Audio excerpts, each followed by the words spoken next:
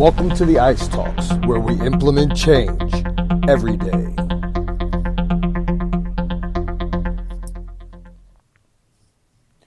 Good morning, family and friends. This is going to be one of those unique days wherein which I am making a dual recording. I am doing my Facebook Live Monday morning motivation vlog as well as recording my podcast, The Ice Talks, where we implement change every day. So, let's jump right in.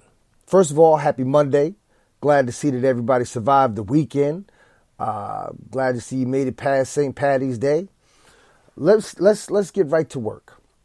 What I want to talk about today is something that has, I guess, kind of bothered me for years.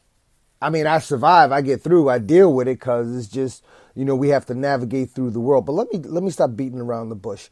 We live in a society wherein which direct confrontation is frowned upon.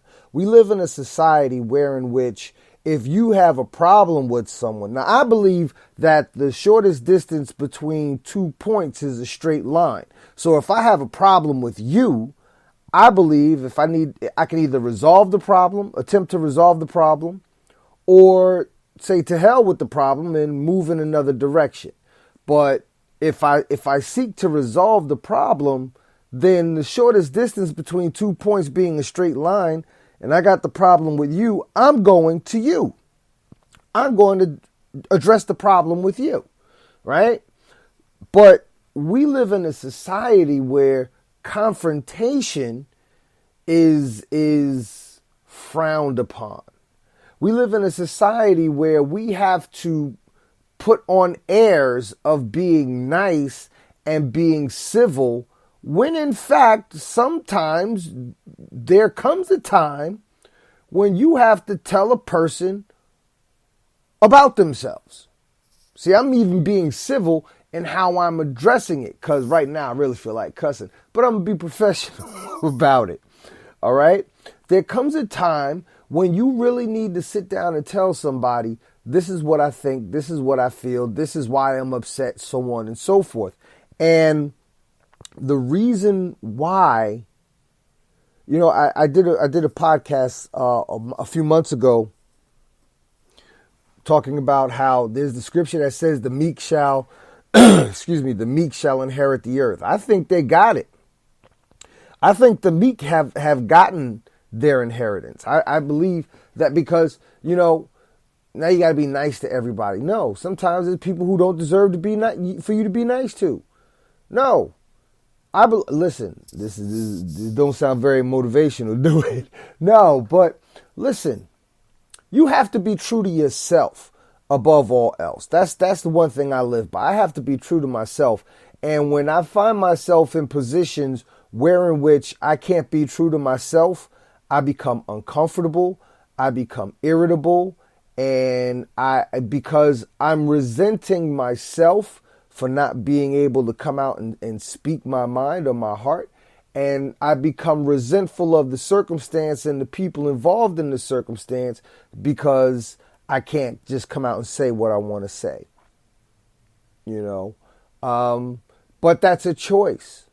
Sometimes what I've come to learn, because there was a time, those of you who know me from back in the day, there was a time if I had something to say, I would say it, and feelings be damned. Right? And that's my true self. But what I also come to learn through those experiences is that the ensuing aggravation that would follow me making such expressions turned out to just not be worth it. Because even though I felt I was saying what I felt needed to be heard or I felt needed to be said, the people who were affected by it didn't get the meaning behind the message. See, when you address, this is how, I'm telling you, you got to pay attention to the world we live in. This is how jacked up the world we live in. When you address an issue with somebody directly and they're not prepared to receive it because they're not prepared to accept their own setbacks or their own foibles and flaws or what have you, when you go to address someone, they are going to come at you because they are on defense. they're not trying to be receptive. When's the last time you tried to not necessarily check somebody, but yeah, check somebody, tell them something, and even be nice doing it, tell them how they could do something better, and then their response is to go on the defensive and start pointing out your mistakes and your flaws. I call that defensive deflection. That's what I call it, defensive deflection. When they put their Wonder Woman bracelets up and they trying to knock out and block all the bullets, right? And because they don't want to take any hits. People don't want to accept, I might not have this the way I think I do, right? And so when you do address them that way and they do come back at you greasy and foul because they mad because you pulling their skirt up or whatever, it's a little slang there, right? But what happens is, what happened with me was I got to a point where I actually just learned to shut up. And in a sense, as I said a few seconds ago, it's made me a lot more resentful because I don't feel as though I should have to censor myself. Granted, there are times and places to say certain things, certain ways, but for the most part, if I can't be me, I can't rock. I can't, why? And I realize this because I have a very forthright personality. And in having a forthright personality, what I've come to realize is that many of the people around me do not have such forthright personalities. Many of the people around me are not outspoken people. And one of the things I've come to learn is that I've always been outspoken, but in certain circles, because guess what? I had a job I had to keep just like everybody else. But when I retired from my job and I realized that I don't have to answer to anyone but God and perhaps my wife, I can pretty much say what I want. Because I think one of the main reasons that keep a lot of people from speaking their mind, I mean, people get stupid on social media. I'm not even going to count that. But I mean, really speaking their mind is that somebody somewhere is going to see what you said and go to your boss and say, look what Rob said to so-and-so and so-and-so about so-and-so. And next thing you know, you getting called into your human resources office having to explain why you expressed yourself on your time, on your phone or your computer, on your personal Facebook account, but now you got to explain yourself to somebody. And I realized when I left my job, I didn't have that particular affliction anymore. So first couple years, I got buck wild, just letting my feelings out, just letting it show. Hey, you ain't got to like it, but I'm going to say it any damn way, And then, in all honesty, it got to a point where it would affect certain family members. And like I said, it got to a point where the aggravation that came after speaking my mind freely just wasn't worth it. So on the one side, I'm saying you have to know how to pick and choose your battles, when you can say what you want to say, to whom you want to say it, and how you want to say it. But you should be able to associate with people with whom you can communicate openly. The flip side of this particular coin, and this is where it gets hard for people, is this. There are people who do have forthright, outgoing personalities, who do speak and share and go on whatever they want to go on. I'm one of them. But this is where I differ from quite a few people. I'm not above being checked. I'm not above. Now, you ain't going to just come and try and come at me because you just want to come at me. I've had that. You think you know so much, blah, blah, blah, blah, blah, blah, blah. No. You ain't just going to come at me greasy. If I made a mistake, let me know I made a mistake. You never know. I might have caught that mistake myself, but I'll check myself on that. I always say you got to be your biggest cheerleader, but also your harshest critic. So if someone comes to me to correct me of something, I'm not above correction. this fact was misspoken, or you were incorrect, or whatever. And if you can show me where I was incorrect, I have no problem coming out in the same manner in which I said something wrong. I can come out in the same manner to rectify and reconcile. But there are people who, if you don't agree with them, they don't want to hear what you have to say, right? I'm not even talking about the president, the man in the White House. I can't believe I just even gave him that respect, right? You have to be open to correction. And you can't just surround yourself. Damn, it sounds like I'm talking about that man, but I'm just speaking in general. But you have to be open to correction. You have to be open to correction. You can't just surround yourself with yes people. You can't just surround yourself with people who are going to puff up your ego. Because guess what? At some point in time, everybody goes their separate ways. Everyone, right?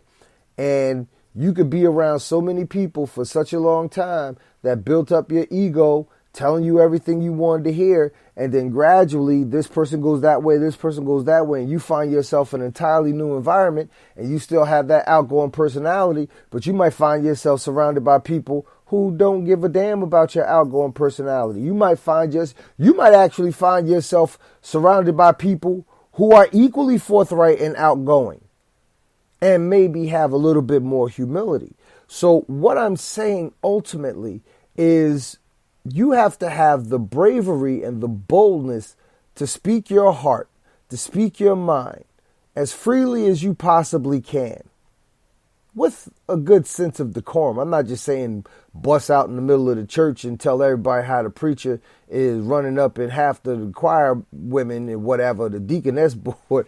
But at the same time, you should be able to know when and where you can speak your mind freely and appropriately, so that you can still keep your job, But on the flip side, don't be above correction. Open yourself up to let people tell you what you could be doing better. Open yourself up, and don't take the mindset of, because nobody said anything to me, everything is right, everything is great. Because if somebody had a complaint, they'd say it. Remember, the first side of this coin is people don't want to get into confrontation. People don't want to get into confrontation either because they're afraid to, or it's just not worth their effort. Me, I'm not afraid of confrontation. There's just a lot of times I've made the decision to think before I speak and decide it's just not worth the effort. Why? Because if you're dealing with somebody who has so many yes people around them, if you're dealing with somebody who has people who just build that person up and don't check them on occasion, then your one voice really, for me, it's like I don't even think my voice will make a difference.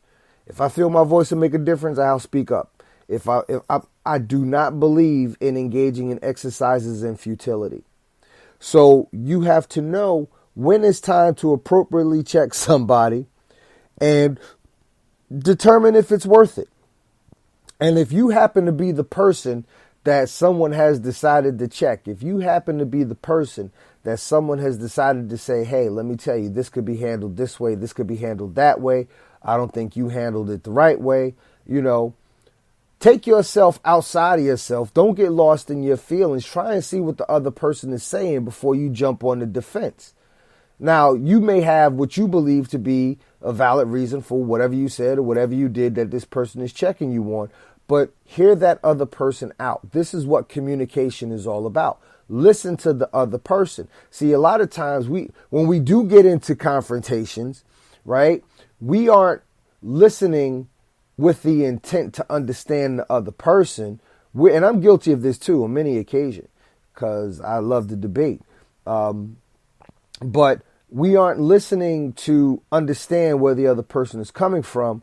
We're listening in wait and in preparation to be able to find a chink in their argument or breaking their speech pattern where we could jump in and pounce and say what we want to say. So when you got people talking to each other and people not talking with one another, then you have two people who are going nowhere.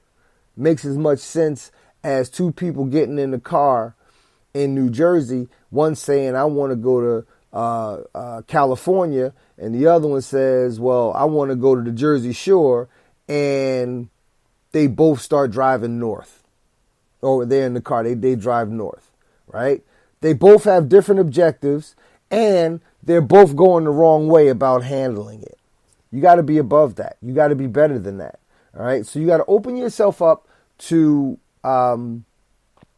correction. Make yourself open to correction on the one hand. And on the other hand, be bold and brave enough to let somebody know if and when they need to be corrected. Ultimately, all in all, none of us are perfect. None of us are perfect. Contrary to popular belief, if you're watching, if you're listening, you are not perfect. You can be checked. I am not perfect. I can be checked, right? The most important thing we can do, though, is monitor ourselves. If we can monitor ourselves, that'll go towards the less chances that people have to check us. If you can monitor yourself and know that when you speak, you know what you're talking about, you should be okay, right? So I'm going to wrap this up right here, right now.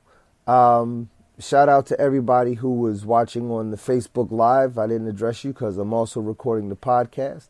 And to everyone who is listening to this podcast, remember, this is the ICE Talks, where we implement change every day. All right? I want you guys to take care of yourselves and have yourselves a great week. I might do this more often. This is kind of cool. I got the camera and the thing and the podcast. I'm enjoying myself. You guys have yourselves a great week. I'm thinking about trying to create a surprise for you guys. So stay tuned. I might have something for you. Take care.